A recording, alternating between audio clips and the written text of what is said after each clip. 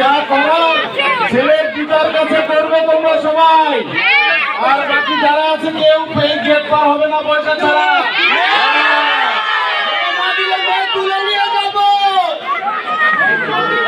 পয়সা ছাড়া গেট খোলা হবে না। পয়সা